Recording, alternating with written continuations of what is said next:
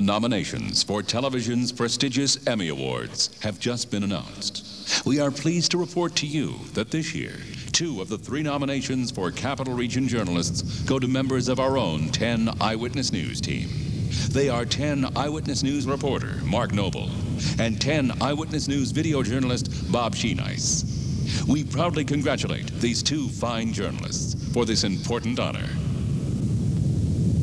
How many of us would take on a rugged mountain, clinging to sharp, steep cliffs high above the ground? Well, an Albany woman didn't think twice about it, and photographer Bob Sheenice captures her exhilarating climb in a trip up Streeter's Lane. The Adirondacks. Beautiful, beautiful, Stan, right up, beautiful, there it is, there it is. 400 feet above Cascade Lake. Sally Friedman is clinging to the side of a sheer rock face known as Pete's Farewell. I like the mountains, and I'm looking for things to do, and I like being physically active, so I thought climbing would be fun. I wanted to see what it was like. Sally is an assistant professor of political science at the State University at Albany. She loves to climb, using her feet, hands, every sense she can to maneuver the cliffs.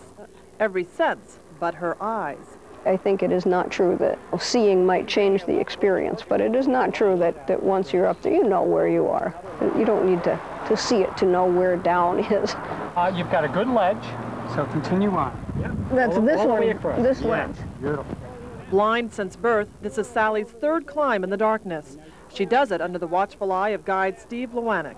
She listens really well, able to trust. It's hard enough to get trust from sighted people, but for Sally, just to trust me when I said it's okay to fall, trust me when I said put your foot here and stand up, and it worked. Beautiful, beautiful, Sally. Oh, get it up there, okay. That's it, mantle. Now you've got a little thin hold for your right hand at 12 o'clock.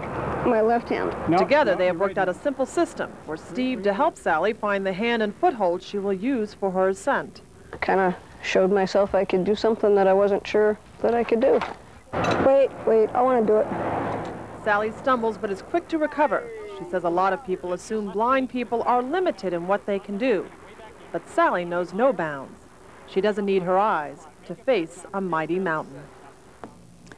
Boy, isn't she inspirational. And if you're wondering how photographer Bob Sheenice was able to get such harrowing photographs, well, Bob first had to be taught how to climb.